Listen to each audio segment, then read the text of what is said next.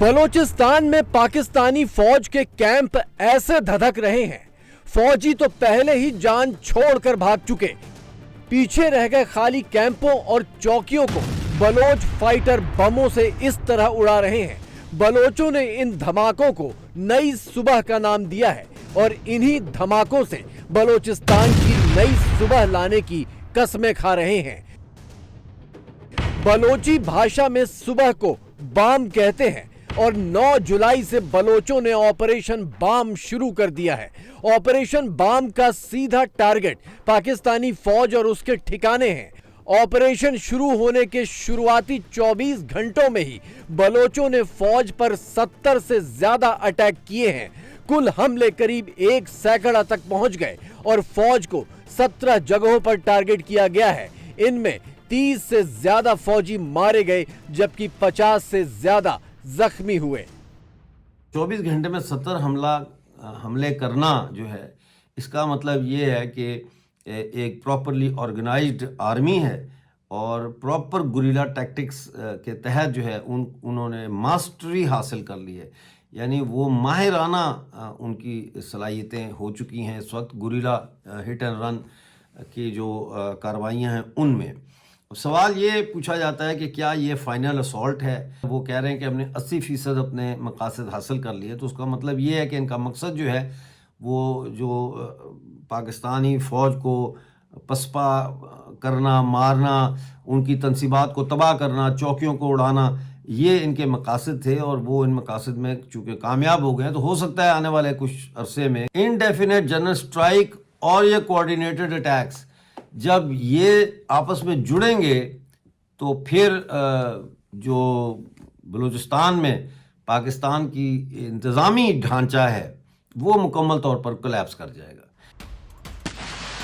Operation balm के दौरान Bloch लड़ाकों ने बंदूकों के अलावा आरपीजी से भी अटैक किया। थोक के भाव फौजी चेकपोस्ट तबाह की और आग के हवाले कर दी। जो फौजी मारे गए उनकी गाड़ियों को भी फूंक डाला।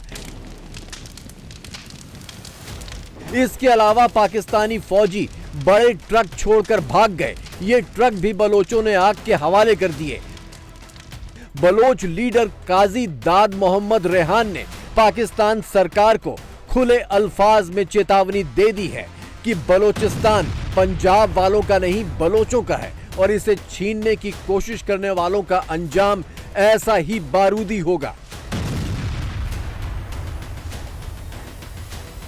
BNMO सबसे पहली पार्टी है जिसने वाज़े और साफ अल्फाज में ये कहा है और ये आज भी कहते हैं कि हम पाकिस्तान के साथ किसी भी तौर पर रहना नहीं चाहते, हम पाकिस्तान से आजादी चाहते। बाम का ऑपरेशन एक सिंबॉलिक ऑपरेशन है, ये दिखाने के लिए कि बलूचिस्तान में एक ऐसी ताकत मौजूद है, अगर बलूचिस्तान को कल आजादी मिले तो गड़बड़ी नहीं होगी।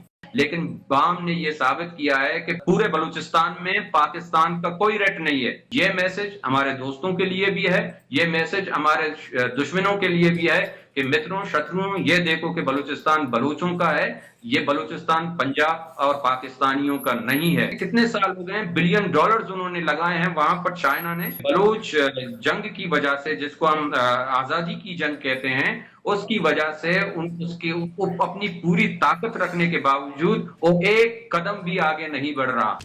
ऑपरेशन बाम के दौरान बलोचों की मार बलूचिस्तान की राजधानी क्वेटा के बिल्कुल करीब तक पड़ी है। यहां भी पाकिस्तानी फौजी अपने ट्रक छोड़कर भाग गए। फौजी सुरक्षा में जा रही सप्लाई गाड़ियां भी बलोचों ने कब्जे में ले ली और अंदर भरा राशन और बाकी सामान लूट लिया। लेकिन पाकिस्तान में सबसे ज्यादा हैरत इस बात से हो रही है कि बलोचों ने कुछ हमलों में ड्रोन का भी इस्तेमाल किया है। यानी टीटीपी के बाद अब बलोचों के पास भी ड्रोन की ताकत आ गई है। बलोचों के सामने पड़ने पर पाकिस्तानी फौजी अपनी पोस्ट छोड़ कर भाग रहे हैं। जनरल मुनीर और उसकी फौज की बहादुरी के ऐसे किस्से पूरे पाकिस्तान में सुनाए जा रहे हैं तो मुनीर ने मुंह छिपाने के लिए ठीकरा इंडिया पर फोड़ दिया है।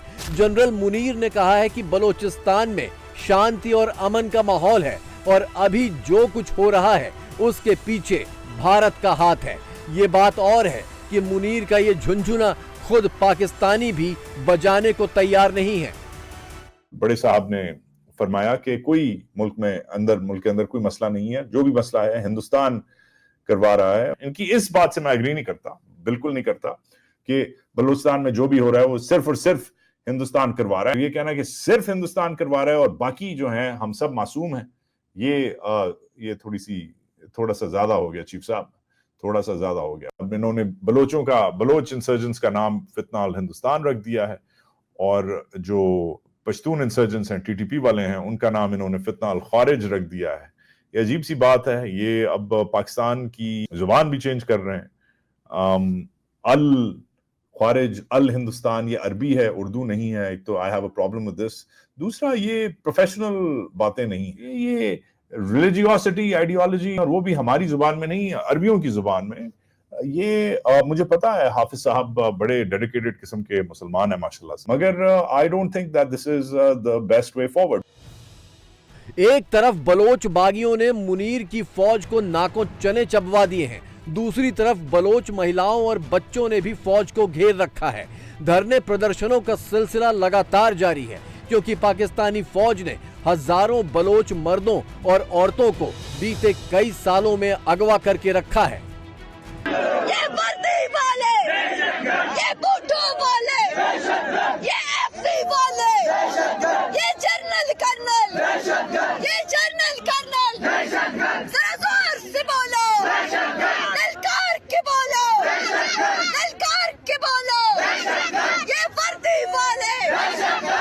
करीब 3 महीने पहले बलोचों की युवा नेता डॉक्टर महरंग बलोच को भी पाकिस्तानी फौज ने सड़क से उठाकर अगवा कर लिया था। महरंग को भी पाकिस्तानी फौज भारत की एजेंट होने की तोहमत लगाकर खत्म करने की फिराक में है। उन्हें दहशतगर्द घोषित किया जा रहा है, लेकिन बलोचिस्तान के घर घर में महरंग बलोच तैयार हो रही हैं। उन्होंने एक महरंग गिरफ्तार किया, अब मैं महरंग बनी हूँ। कल को मेरी ये बच्ची, इसका क्या कसूर, इसको ये अभी भी बताए कि इसके भाई को बेगुनाह शहीद किया गया, कल को ये भी महरंग बनेगी। मेरे दूसरे 2 बच्चे जो मासूम बेटे हैं, उनके लिए भी खतरा बने ये एफसी वाले। ये हमें धमका रहे हैं कि अगर एक्शन लिया हम आप लोगों के खिलाफ, हम आप लोगों को घर से उठाएंगे, हम आपके दूसरे बच्चों को उठाएंगे। हमें कुछ भी हुआ, हमें नुकसान थोड़ा सा भी हुआ, मुझे मेरे बच्चों को जिम्मेदार यही रियासत है। रियासत, मुझे इससे कोई उम्मीद नहीं, मुझे इंसाफ दिया जाए। मुझे अपने बलोच भाइयों से, मुझे अपने बलोच सियासी इदारों से, जितने भी है, उनसे अपील है मेरी, मुझे इंसाफ दिया जाए। आईएसआई के हाथों अगवा होने के बाद डॉक्टर महरंग बलोच 3 महीने में पहली बार तब दिखाई दी जब उन्हें एंटी टेरर कोर्ट में पेश किया गया। डॉक्टर महरंग फौज के हाथों अगवा हुए बलोचों के इंसाफ की लड़ाई लड़ रही थी, लेकिन फौज ने उन्हें भी अगवा बलोचों की लिस्ट में डाल दिया। महरंग से मिलने के लिए उनकी बूढ़ी मां हफ्ते भर से थाने के बाहर बैठी हैं। इंतजार करते करते बेहोश हो गई, लेकिन पाकिस्तानी फौज और पुलिस ने उन्हें बेटी को देखने भी नहीं दिया। डॉक्टर महरंग बलोच और उनकी जो साथी थे, दहशतगर्दी की अदालत ने 10 रोज़ा रिमांड दिया और उसके बाद इनको सिविल लाइंस पुलिस स्टेशन में शिफ्ट करके पूरा इलाका सील कर दिया गया और वहां पर जाने की किसी को इजाज़त नहीं। उसमें यह है कि कुछ क्लियर नहीं हो रहा कि ये वहाँ पर कहाँ पर हैं, कि क्या ये वहीं पर उस जेल में हैं बलोच के। इनके जो ख़ासतौर पे इनकी वालदा और इनकी बहनें जो मिलने के लिए थाने के बाहर बैठी हुई हैं, धूप में, तस्वीरें भी हैं। एक की वालदा तो बेहोश भी हो गई और वो व्हील चेयर पर थी, कि उनको मिलने नहीं दिया जा रहा बेटियों से, बेटों से। क्या हम इतने बेहिस्स हो गए हैं कि हम अपनी माओं को भी इतनी जगह नहीं दे रहे कि वो जाके अपने बेटियों से मिलने, बेटों से मिलने। और इस गर्मी में हमने उनको थाने के बाहर खुले आसमान में धूप में बिठाया हुआ है। हमारी रियासत के सीने में दिल क्यों नहीं है? इतने जालिम तो मत बनिए। फौज की ऐसी बेदर्दी और ऐसी बेरहमी ने ही बलोचों को हथियार उठाने को मजबूर किया है।